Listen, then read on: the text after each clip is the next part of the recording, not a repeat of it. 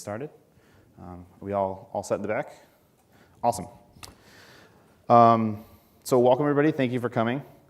If anyone from the side section wants to move into the center, I'll be forever grateful, but do your own thing. I'm Keanan, I'm a CTO. I run a small company called Alpha Particle. We do independent digital consulting. And this is my first DevOps days as well. So props to the organizers and everybody for throwing a great event. This has been really, really awesome. And we're here this morning to talk about selling DevOps to non-technical management. How many people have kind of been in this situation where you read about something on Hacker News or wherever, you pick up a couple books, you really want to implement this, and your obstacle is someone who is not going to read those same books as you, but you have to kind of put these concepts in a language that they understand. Anybody? I'm hoping a couple people, yeah, I'm seeing a few hands, that's awesome. So we're going to talk about that today and kind of how we got around this issue with one of the clients that we had worked with in the past. So if you want to find me, thank you to my mother and my father for giving me a very unique name. I'm at Koppenhaver just about everywhere, Twitter, GitHub, all that. You can always shoot me an email, and I kind of collected, you can call it show notes, I suppose, or kind of a resources page at alphaparticle.com/dddsm. So things that I talk about, the books that I mentioned here and all that are kind of linked to on that page, as well as the slides if you want to download those. So I'll put this up again at the end if anyone wants to check it out, but this is the best way to get a hold of me if you have questions or anything like that. So this is kind of the story of me discovering DevOps before I had a term for it or before I kind of knew what DevOps was, which, reading all this literature and getting involved in kind of the world that you all live in, has been super eye-opening for me because I've been doing bits and pieces of what I now know as DevOps for a while. And we're just going to go into that a little bit. So our story begins with kind of a familiar situation for a lot of people, I think. We were working with a very large organization who had been doing things the same way, technology-wise, for many, many years. They had a large .NET code base and a large .NET dev team, and that was their internal skill set. For those of you who I've talked to already today, you know that I'm a PHP and WordPress person, so this was kind of a big shift for them because all of their internal team was .NET, which is the reason that we were actually brought in the first place. They had a separate ops team that was separated from the dev team, and for legal reasons, they were at times separated actually in a different company that was owned by the same parent company, but still they were technically part of a different organization, which provided its own challenges. They had a super rigid workflow, which can be good, but in their case, it was kind of holding them back a little bit. Everything went through Jira. Everything was just, at whoever you want to tag on the ticket, and it's their problem now. So a lot of, these kind of common symptoms that a lot of the speakers have been talking about and reiterating, and most of us have experienced probably, and that's the reason why we're here. And the kicker for me was they only deployed on Friday when they did deploy. And they were out on the West Coast. I'm from Chicago, so when they kicked off a deploy at 10 o'clock on Friday, it was midnight for me in Chicago. So those were super fun at the beginning of the project, and provided me with, if I didn't already have enough incentive, even more incentive to kind of get some of the process things going. So when we came in and they wanted to re-architect kind of how they were doing their content management, they talked to our sales team, and we ran it by some engineers at our agency where we were working before, and we said, okay, we think we can do this for you in 6 months. And they said, great, 6 months sounds awesome. They were really excited, and I didn't understand until later why they were so excited, because after we signed the contract, we said we can do this in 6 months. They said, okay, great, bring some of your team, come out to the West Coast, and sit with some of our people and see how they use the current system and see how things are working right now, what you guys are going to be rebuilding. And so they showed us the project that they had been working on. They had been working on it for 5 years, and they hadn't shipped anything. So just for kind of reference, we quoted 6 months.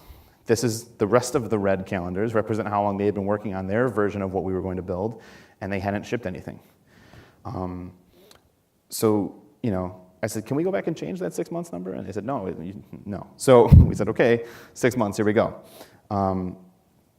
The crux of this basically was what got you here won't get you there. So they were running deploys, like I said, every 2 weeks, 3 weeks or 4 weeks, depending on how much code was going out and how scared everybody was to run a deploy. And so we basically said to them, if we only get 6 to 12 chances because we quoted you 6 months, like if we only get that many chances, like we're not gonna hit the goal for you guys. So we need to figure out how to re-architect this process to kind of get that a little bit more quickly and make it a little more of a reasonable schedule. Also, I don't want to be deploying code at midnight on Friday. So how are we going to go about doing this? There's a few kind of levers we can pull, and those have been mentioned in various other talks. But the biggest thing for us was take on a small project first. Like I said, the internal kind of agreement in the organization was that the way they had been working was fine because it had been working for them for 5 or 10 years.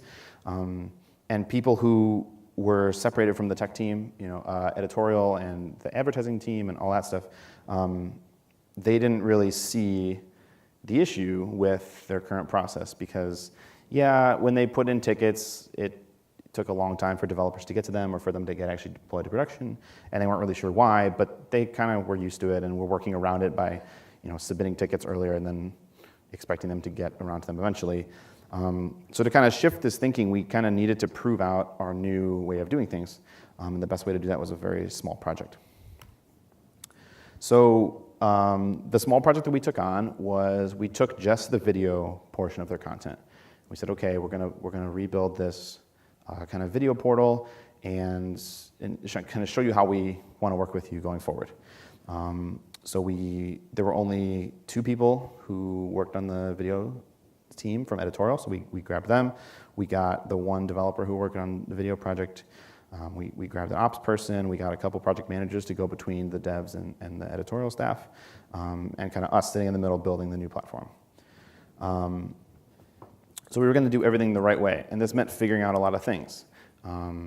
Why their source control didn't seem to work all of the time, what kind of build system do we need, and all those things we kind of stepped through and figured out. And it seemed like overkill because we were just building a site that was only 3 pages or something like that. But the biggest thing was it allowed us to solidify our process and show that we can do this. We rebuilt the video portion in about a month, which is, like I said, longer than it could have taken, but because we were doing all the process things and changing minds along the way, that's how long it took for us. And the biggest thing for this was when we built it and people saw, how we shipped this and how we could continually deploy things to it, not on only Fridays when no one was working. It gave, credence to our approach and said, okay, we're gonna just take this approach and scale it up for the bigger project because we saw how well it worked here. Maybe it can work for our bigger project.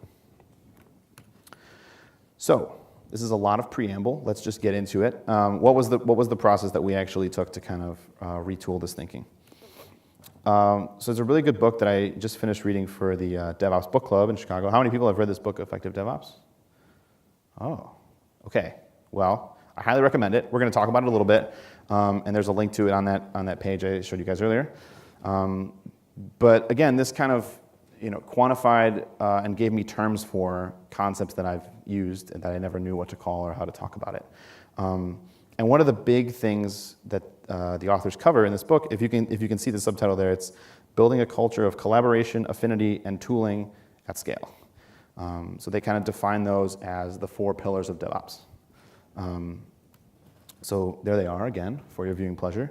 And we're going to kind of talk about how we incorporate each of these into our retooling of the process. So first, collaboration.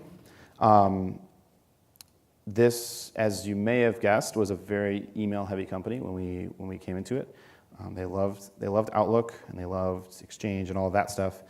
But we said, we're already separated by time zones. We're already separated by physical distance. If we have to rely on emailing back and forth, all these different people that we have to talk to, that's not going to work as effectively as we could. So we introduced Slack, and the devs and ops people and all that took to it pretty well. Convincing editorial that Slack was a good thing was a little bit tougher, but I'm very proud to say they use it for tracking all their stories and things now, which is great. But we just we found that kind of more real-time communication for all of the issues that Slack has was really beneficial to us, just to kind of bring everyone closer and make it feel like a little bit of a smaller world in that sense. We also started doing stand-ups, which, as has been discussed, there's some issues with these too, but when we started, they weren't really doing any version of this. So like I said, you knew about new work that you had to do, or you knew about what people were working on by going to Jira and seeing what tickets were assigned to you or what tickets were assigned to other people. So this for us was super helpful because we were coming in and bringing PHP into this .NET shop. And so seeing what issues the .NET devs were struggling with, and also voicing what issues we were struggling with trying to integrate .NET into what we were building, and kind of the stand-up process was super helpful for us. Again, just to kind of shrink the world that we were dealing with a little bit. And the biggest thing with these was to have, there's been some talk of cross-functional teams, but just to bring a member of editorial and a member of ops and a member of the project management staff into these meetings just so they had a little more visibility, and dev and ops both was no longer just a black box where feature requests went in and came out later or not at all, and you really didn't know why. So that was really helpful too, to kind of involve other people in the process and make them feel more invested in what we were doing. So that's the collaboration piece, and it's not something that's talked about as much. We all love talking about tools, and yes, there's a whole slide on tools in here, which we'll get to in a little bit. But for us, the culture piece was huge too, just because everybody we were working with, it felt that they were just really isolated from all of their coworkers, let alone us, who just was coming in and kind of disrupting everything. So just fostering that kind of closer sense of collaboration was huge for us. So second is affinity. Like I said, the people we were working with worked at a couple different companies, even though we were all working on the same product.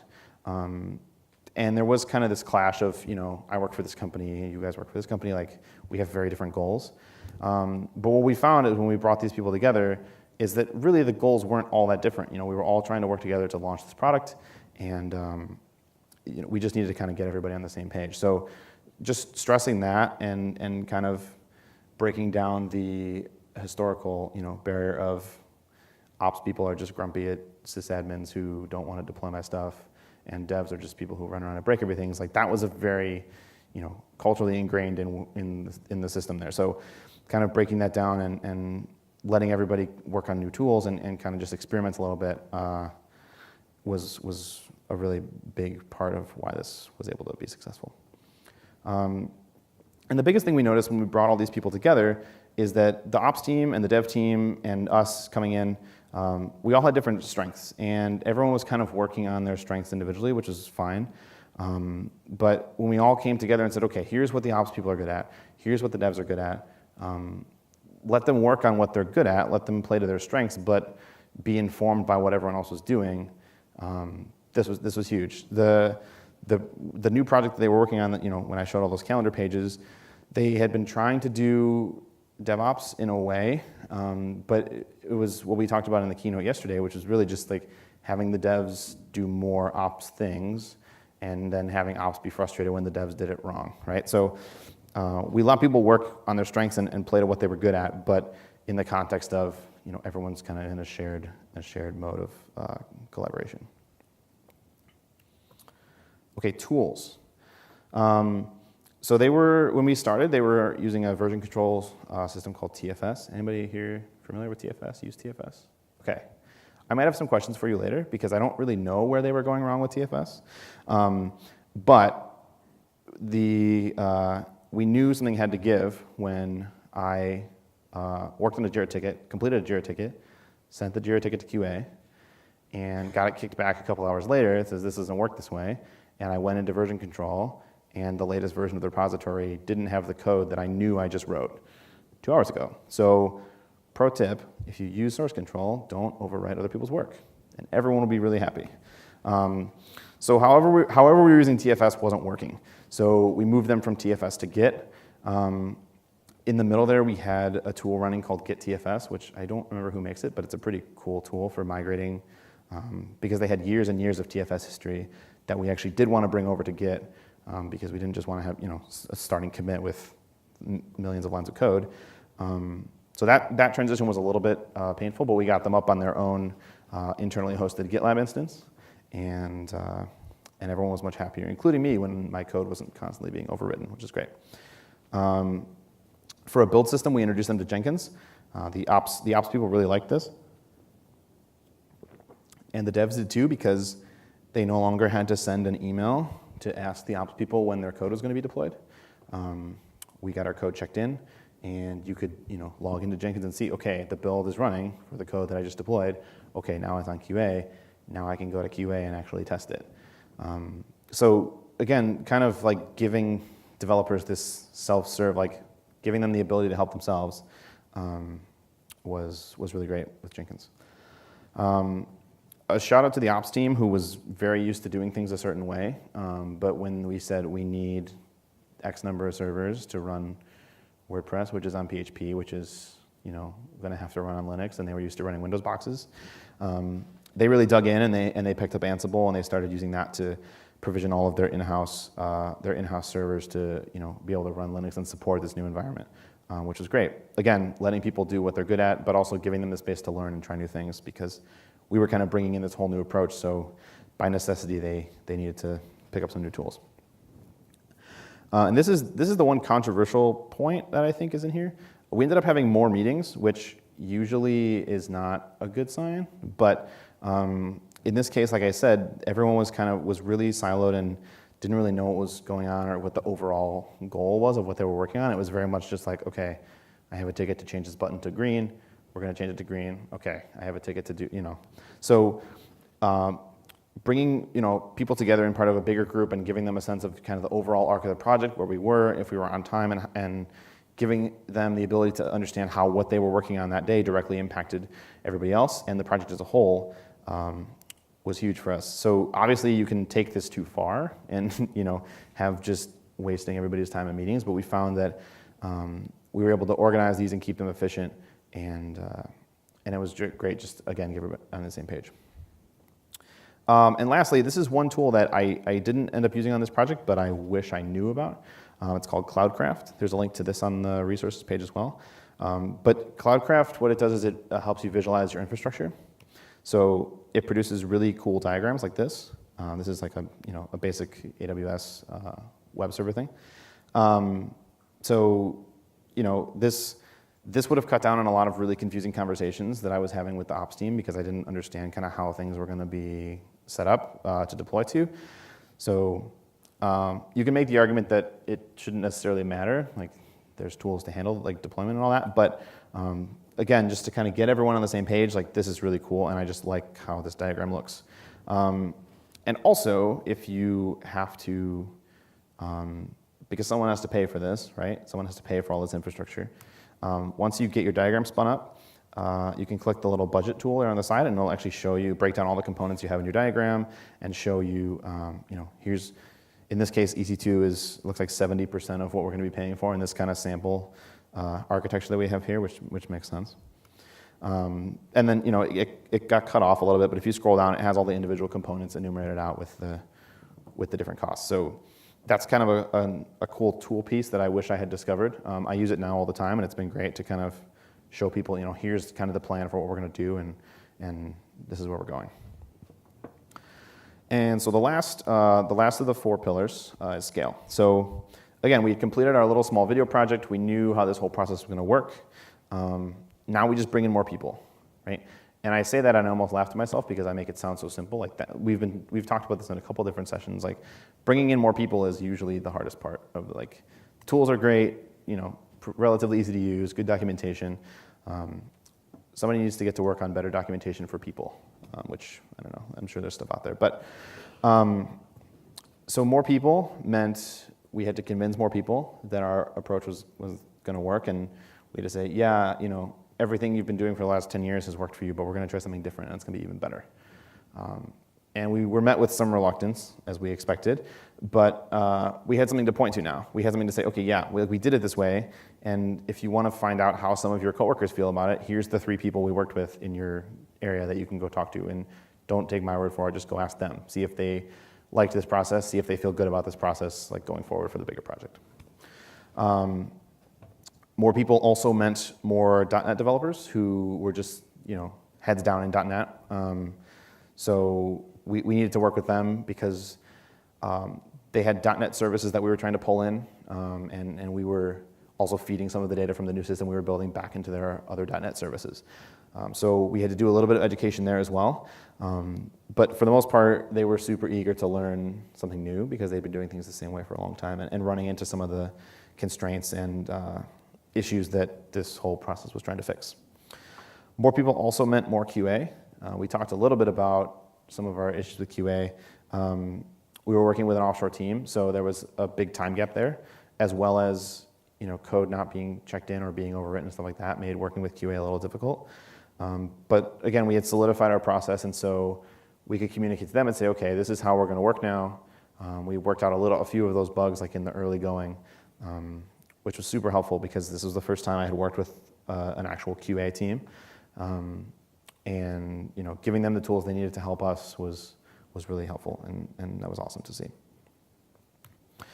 So finally, there came a time when we had to demo some of the new work we had done to members of the editorial staff. And this is probably the most nervous I had been for a meeting because in the meeting were all of the people who had tried to resist what we were doing in the beginning. So this was kind of like an ultimate test, right? And so, I'd been working for a couple days on a big feature, kind of prototyping it out and using kind of our new method. And I knew the guy who, this is like the big feature he had wanted since the beginning. He wanted a way to kind of build, custom pages or kind of a page builder thing, which has been done to death, right? But we had to customize it a little bit. And so I had been working on this for a couple days, and I did the demo and kind of waited to see what would happen, right?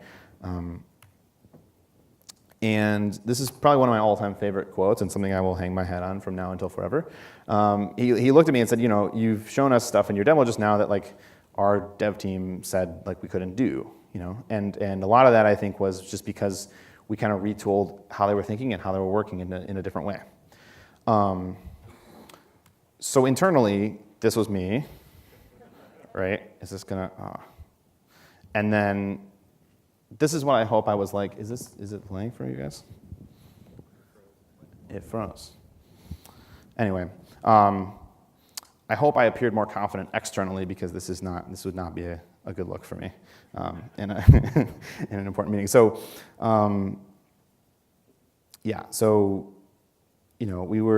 this is a super proud moment for us just because we were able to, convince ourselves and show everybody that, this works. This thing we've kind of read about and thought about and all that, it's actually something that works. So that was really great. We used the 4 pillars of DevOps, which again at the time I didn't have that terminology to call it, but it all makes sense now. And life is great. So if there's any questions, you can just come up here and find me, or again, you can use any of these means of contact. Like I said, all the books and everything, and Cloudcraft and all that stuff that I talked about are at that third link on the bottom there. Thank you for having me, and have a great day.